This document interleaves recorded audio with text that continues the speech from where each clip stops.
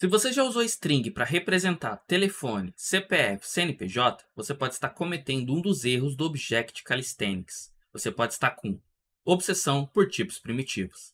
Se você não sabe o que é obsessão por tipos primitivos e o porquê você deveria evitá-lo no seu código, fica até o final do vídeo que eu vou mostrar para vocês o que é obsessão por tipos primitivos e como corrigi-la no seu código e ter um código com uma manutenção muito mais fácil.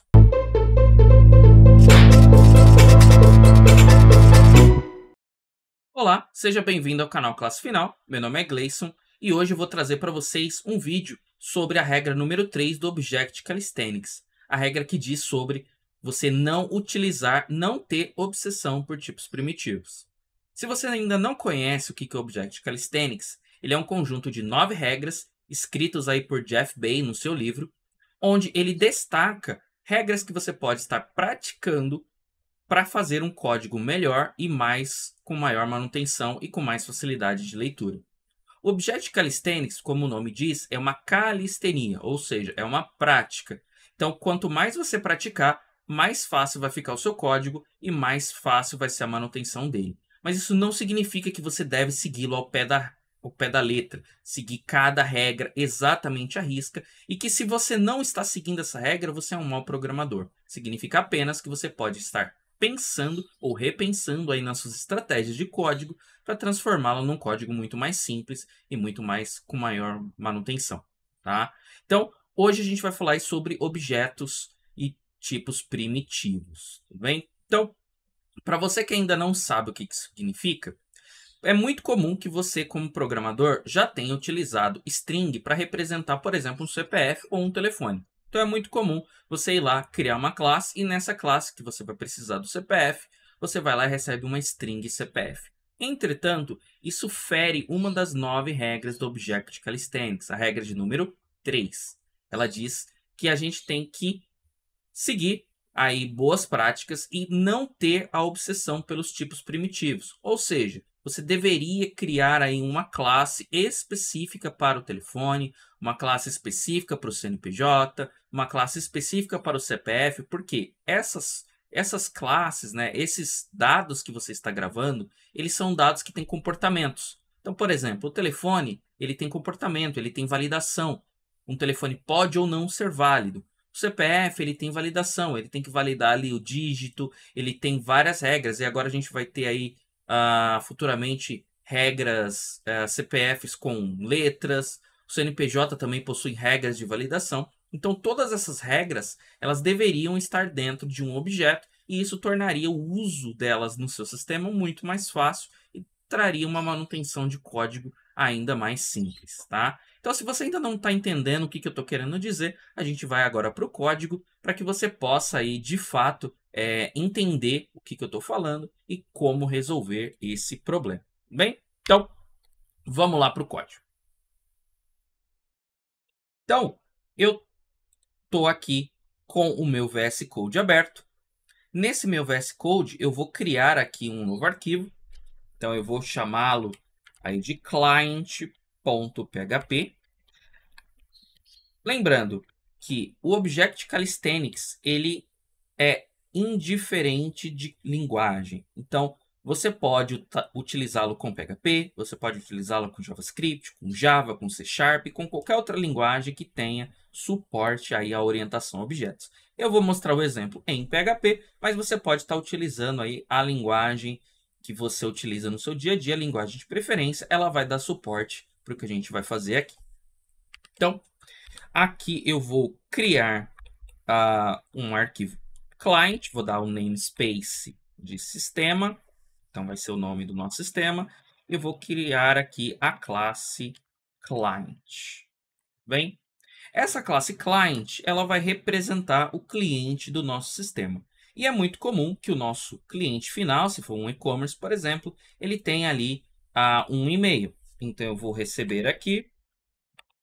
Então eu vou criar, na verdade, primeiro uma propriedade que vai representar o e-mail desse cliente. Vou criar aqui um construtor. E esse construtor, ele vai receber aqui uma string, que será o meu e-mail. Tudo bem? Então, eu tenho aqui, e aí eu vou fazer aí a injeção, né, dessa minha propriedade dentro da minha classe. Então, vou setar aqui thisEmail igual a email. Bem, então, até aqui, nada fora do comum, você provavelmente já fez isso. Porém, o e-mail ele tem uma característica interessante. Apesar dele ser uma string, ele possui validações. Então, o e-mail tem que ter o arroba, o e-mail tem que ter lá o domínio, existem várias regras de quais caracteres podem ser utilizados no e-mail, e nesse caso você não está seguindo. Então, o que é muito comum as pessoas fazerem? Então, você vira aqui, criar aqui uma função, validate email. Você vai receber aqui o e-mail. Essa função pode ser void. E aí aqui você faz alguma validação aí para saber se o e-mail é válido. Então aqui no caso eu vou colocar, né? Então se o meu filter var, então eu vou colocar aqui o meu e-mail, filter valid. Opa, deixa eu só trocar aqui para maiúscula. Filter validate email. Então, o que eu vou fazer? Eu vou verificar aqui se o e-mail é um e-mail válido. Caso não seja, eu vou lançar aqui uma exceção. Invalid argument exception. E vou colocar aqui o e-mail não é válido. Tudo bem? Então, tenho aqui uma validação simples. Tá? E aí, eu vou vir aqui no meu construtor e antes de atribuir aqui a minha variável, eu vou chamar a minha validação. This validate email, certo? Então, o que esse código vai fazer? Quando eu criar uma instância dessa classe client, ele vai primeiro fazer a validação do e-mail e caso o e-mail seja um e-mail válido, ele vai atribuir aí o valor da variável e-mail na minha propriedade e-mail. Então, até aqui, nada fora do comum, muito normal que você já tenha feito isso. Aí, em um determinado momento, o seu PO lá chega para a gente e fala, olha, além do cliente, nós temos usuário e o usuário precisa também ter um e-mail. Então, o que você vai fazer? É muito provável que você vai criar uma nova classe user, certo? Então, eu vou criar aqui uma classe user. Nessa classe user, eu vou ter basicamente a mesma regra. Então, eu vou ter aqui o meu e-mail, eu vou ter que validar aqui o meu e-mail. Então, veja que agora começa a ter um problema. O meu código está sendo repetido entre a minha classe client e a minha classe e-mail. Tá? Reparem que é o mesmo código. Isso tende a ficar pior com o tempo. Então, um belo dia, o PO chegou para a gente e falou, olha, além desse cliente ter um e-mail, ele precisa ter um telefone. Então, você vem aqui e vai acrescentar mais uma string telefone. Vou acrescentar aqui uma propriedade telefone, certo? Eu vou atribuir aqui a minha variável telefone, certo? E aí eu tenho, novamente, que validar o telefone. Porque quem me garante que o telefone que foi informado é realmente um telefone válido? Então, eu vou criar aqui, novamente, uma nova função, na verdade. Validate phone. Ela vai receber o telefone. Ela não vai retornar nada. E aí, aqui eu vou fazer uma validação do telefone. Então, aqui no caso, eu vou fazer uma validação básica. Então, eu só vou validar se o telefone tem a quantidade de caracteres. Então, vou colocar aqui se o strlen, ou seja, o tamanho da string do telefone for diferente de 11, eu vou lançar também uma invalid argument exception. O telefone não é válido. Então, aqui, no caso, eu estou validando um telefone somente com a quantidade de caracteres. E, claro, aqui você poderia ter outras regras. Então, vou colocar aqui outras regras de validação, como, por exemplo, você poderia validar se o DDD é válido, você poderia validar se existe a presença do 9, e assim por diante. Você poderia fazer quaisquer outras validações aqui.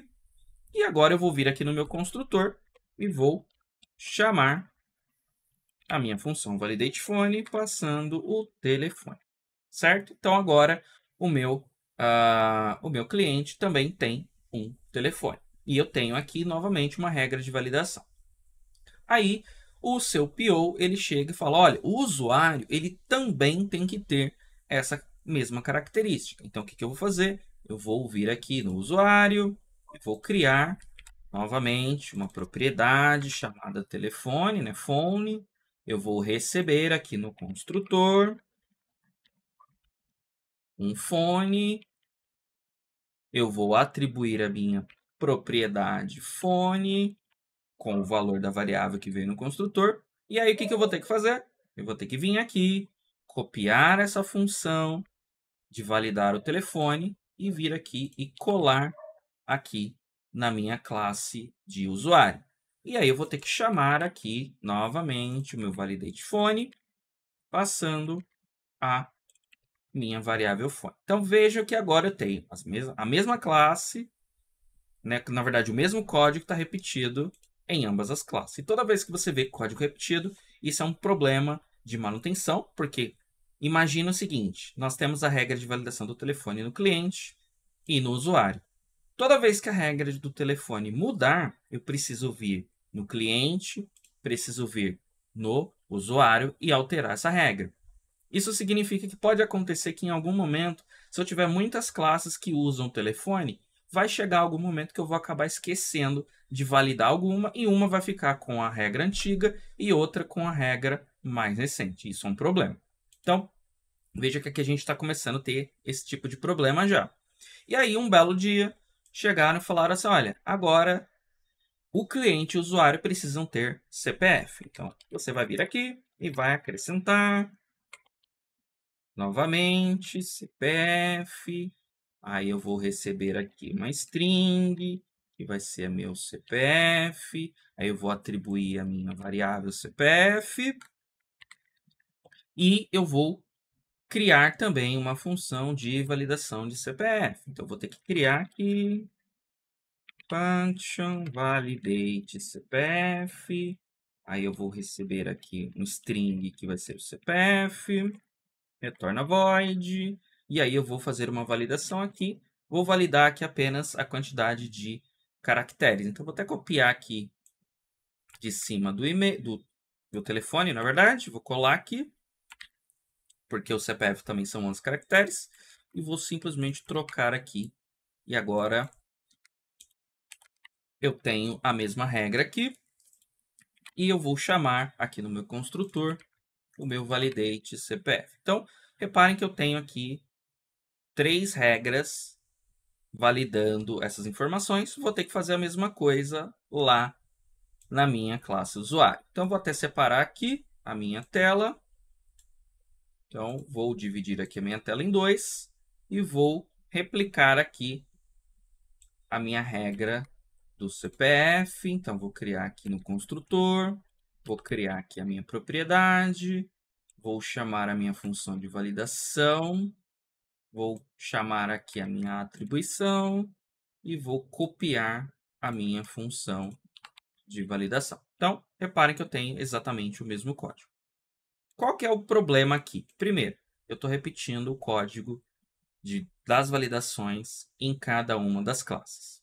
Segundo, eu estou dizendo que o meu cliente agora ele é responsável por validar os dados do e-mail, do telefone e CPF. Mas pensa bem, um cliente é uma coisa completamente diferente de um telefone, de um e-mail, de um CPF.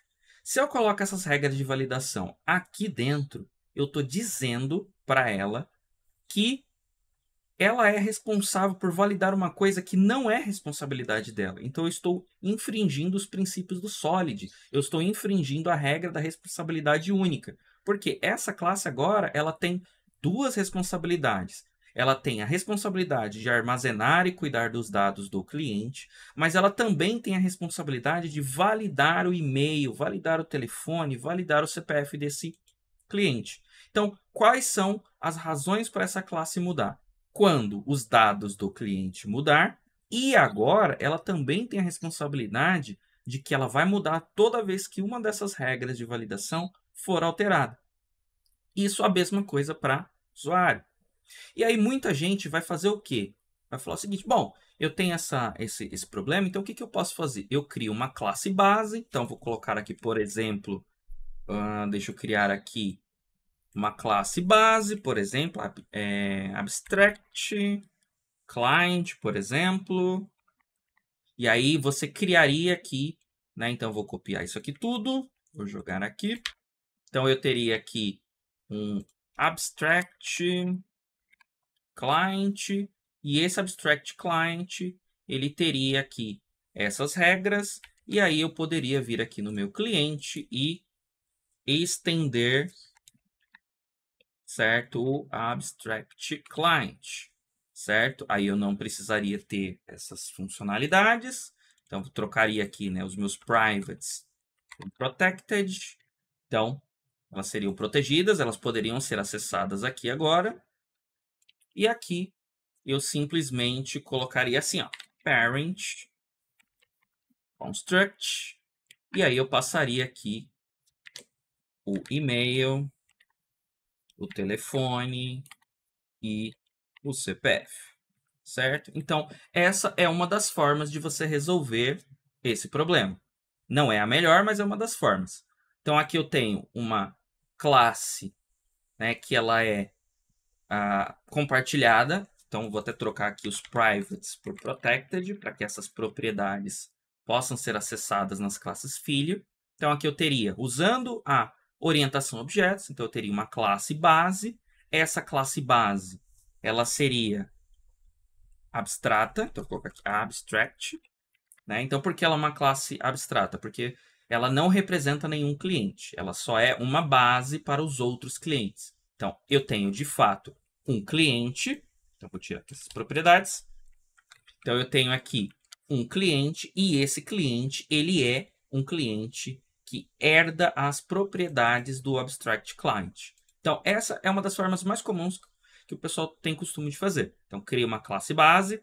Essa classe base tem as funções de validação, e aqui eu ficaria chamando. Então, eu faria aqui a mesma coisa no meu usuário. Então, copio aqui, vou colar aqui, ó, removo tudo isso e vou estender a minha classe. Funciona? Funciona. Só que aqui eu tenho novamente um problema. Eu tenho uma regra de validação de um CPF dentro de uma classe de cliente. E aí pode acontecer o seguinte: chegou um momento que chegaram e falaram assim, olha, preciso criar um fornecedor. Então eu vou precisar de uma classe chamada supplier. Esse vai ser o meu fornecedor. E qual é o problema do fornecedor? O fornecedor não tem CPF, ele tem CNPJ. E agora, o que eu vou fazer? Eu vou passar aqui no construtor um array vazio, não, uma string vazia, sem CPF, e a partir de agora, essa minha classe supplier, ela tem acesso a uma função chamada validateCPF. Mas espera aí, um supplier não tem validação de CPF. Então, o que eu teria que fazer? Teria que vir aqui, sobrescrever essa função e colocar aqui, sei lá, uma exceção dizendo, olha, fornecedor, então vou colocar aqui, ó, o fornecedor não pode ter CPF.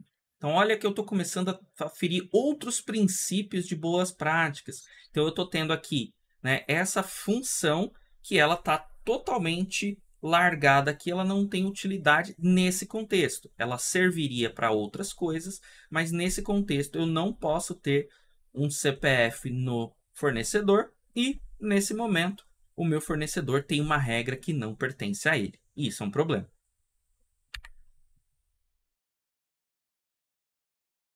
Então, qual seria a melhor forma para resolver esse problema? Então, eu vou remover aqui a minha classe abstrata, eu não preciso dela. Vou voltar aqui como estava o meu cliente. Então, vou voltar ele aqui do jeito que ele era. Tirar aqui a extensão. Vou voltar aqui o meu usuário também. Então, não preciso daquela classe mais. E aqui no meu supplier, eu também não vou precisar dessa informação e nem dessa validação por enquanto, e nem desse parent aqui. Então, como que a gente resolve isso? Melhor forma de você fazer isso seguindo o Object Calisthenics. Simples. Como o e-mail ele é um item que possui comportamento, então ele tem uma validação, eu vou criar uma classe chamada email.php. Então, vou colocar aqui o mesmo namespace, é sistema. Vou criar aqui a classe email. E essa classe email, ela vai ter aqui, ó, um private string email. E ela vai receber no construtor, então, public function construct. E ela vai receber aqui uma string que vai ser o e-mail, certo? Ela vai, antes de poder atribuir o e-mail, eu vou validar o e-mail. Então, vou criar aqui uma função validate, onde eu passo o e-mail. E se tudo der certo, eu vou atribuir o meu e-mail dessa forma. Então, a gente vai fazer essa validação. Então, vou criar aqui essa função. Ela pode ser private agora, porque ela só vai acontecer, só quem pode validar o e-mail é o próprio e-mail. Então, eu estou trazendo para o e-mail a responsabilidade única de cuidar do e-mail. Então, vou criar aqui function validate. Ela vai receber aqui uma string e-mail.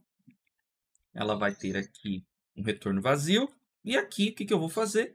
Eu vou pegar essa regra do e-mail que eu tinha aqui, ó, e vou jogá-la aqui, certo? Agora, eu tenho aqui o meu e-mail sendo validado. E aí, como que a pessoa ela vai conseguir pegar o e-mail de dentro dessa classe? Eu posso criar aqui uma função, por exemplo, public function getValue, por exemplo, e dizer que ele retorna um string. Então, vou colocar aqui que ele retorna um string e retornar aqui, ó, return this email. Então, eu posso fazer dessa forma. Poderia também colocar essa propriedade como pública, né? E aí a gente entraria em outras regras do Object Calisthenics. Existe uma regra que diz para você não usar getters e setters inúteis, né? Então, aqui no caso, veja que isso aqui é simplesmente um getter inútil. Então, não vou abordar agora essa regra do Object Calisthenics, mas veja que aqui eu simplesmente estou fazendo um getter que não serve para nada. Ele simplesmente pega os dados e retorna. Então, seria a mesma coisa, por exemplo, que eu colocar aqui, ó, public read-only. Então, agora eu posso simplesmente retornar aqui o meu e-mail direto da classe e-mail. Eu não preciso ter aquele getter, então aqui é uma forma que fica até mais fácil. A gente aproveita o read-only aí do PHP, então a gente garante que ninguém vai conseguir trocar esse e-mail, né, atribuir um novo e-mail nessa variável, então ela virou uma variável somente leitura, e aí aqui eu posso fazer dessa forma. Então, veja que eu tenho aqui a minha classe e-mail. E aí, eu vou criar uma classe para cada um. Então, eu vou criar aqui uma classe CPF. Vou colocar aqui CPF. E vou trocar aqui por CPF. E vou pegar a minha regra de validação do CPF. E vou colocar ela aqui. Então, tenho aqui a minha regra do CPF. Está funcionando. Então, ele vai validar primeiro e depois vai atribuir caso o CPF esteja correto. Então, fiz isso, agora eu vou fazer a mesma coisa com o telefone.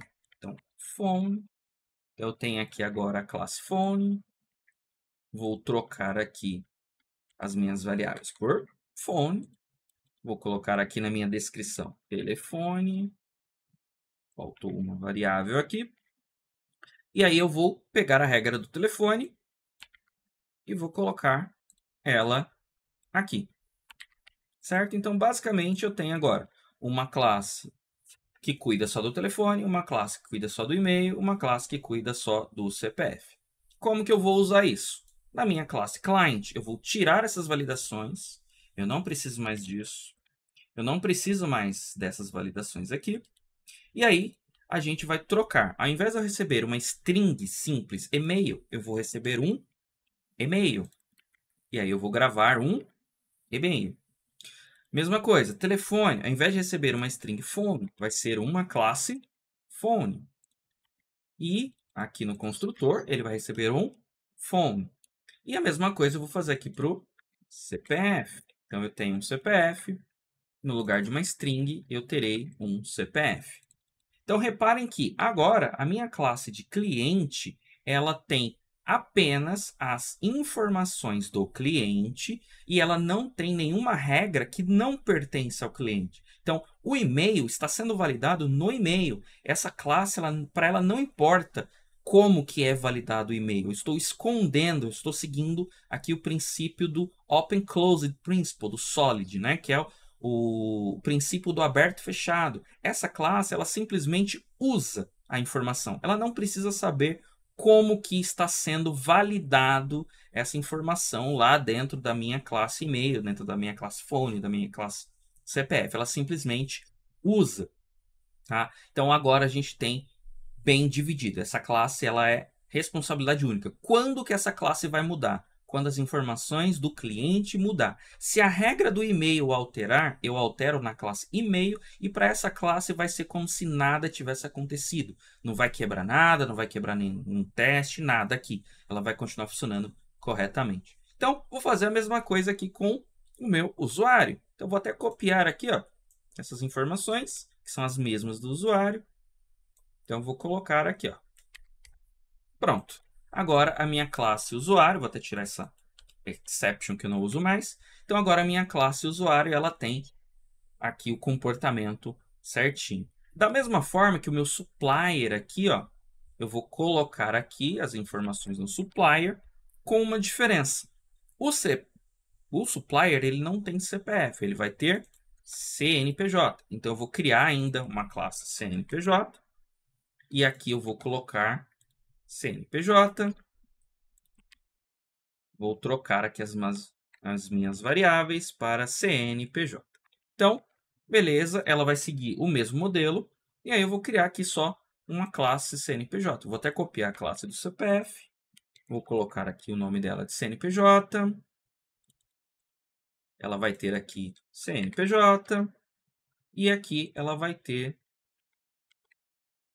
o CNPJ. E a validação que eu fiz aqui do CNPJ é simples, eu só estou olhando a quantidade de caracteres. Então, eu vou simplesmente verificar se existem 14 caracteres nessa string. Então, maravilha. Agora eu tenho aqui o meu CNPJ devidamente validado. Então, eu tenho aqui a classe específica do CNPJ com comportamento. Eu tenho aqui a validação.